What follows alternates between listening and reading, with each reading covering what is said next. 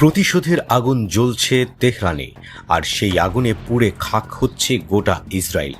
আমেরিকার হামলার পর আরও ক্ষিপ্ত হয়ে উঠেছে ইরান। তারা আর ছাড় দিতে রাজি নয়। ইসরায়েলকে উচিত শিক্ষা দিয়েই তবে থামবে, সাথে আমেরিকাও পাবে মোক্ষম জবাব। মধ্যপ্রাচ্য আবারও উত্তপ্ত হয়ে উঠেছে।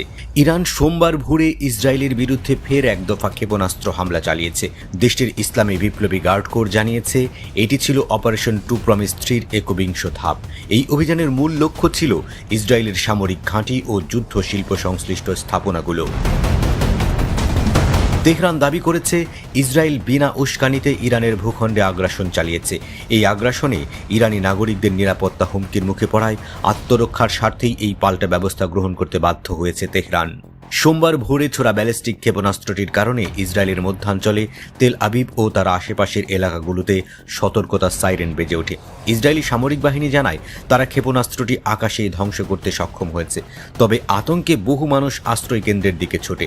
এতে কিছু মানুষ আহত হন বলে জানায় ইসরায়েলি জরুরি সেবা সংস্থা মাগেন ডেভিড আদম। ইসরায়েলের সেনাবাহিনীর তরফ থেকে জানানো হয়েছে ক্ষেপণাস্ত্র হানার পর মধ্য ও উত্তর ইসরায়েল এবং পশ্চিম তীরের বিভিন্ন স্থানে নাগরিকদের নিরাপদ স্থানে আশ্রয় নেওয়ার নির্দেশ দেওয়া হয়। পরিস্থিতি কিছুটা শান্ত হলে পরবর্তীতে আশ্রয় ত্যাগের অনুমতি দেওয়া হয়। এদিকে ইরানের রাষ্ট্রীয় সংবাদ সংস্থা ও বিপ্লবী গার্ড বাহিনীর মুখপাত্রের দাবি, এই হামলা ছিল পরিকল্পিত এবং প্রতিক্রিয়াশীল। এটি ছিল ইসরায়েলি আগ্রাসনের যথাযথ জবাব। গার্ড কোর আরও জানিয়েছে ভবিষ্যতে আরও কার্যকর এবং ফলপ্রসূ হামলা চালানো হবে যদি ইসরায়েল পুনরায় ইরানের ভূখণ্ডে হামলা চালায়। এছাড়া ফার্স নিউজ এজেন্সির একটি প্রতিবেদন থেকে জানা যায় এই দিন ইয়েমেন থেকে আরেকটি ক্ষেপণাস্ত্র ছোড়া হয়।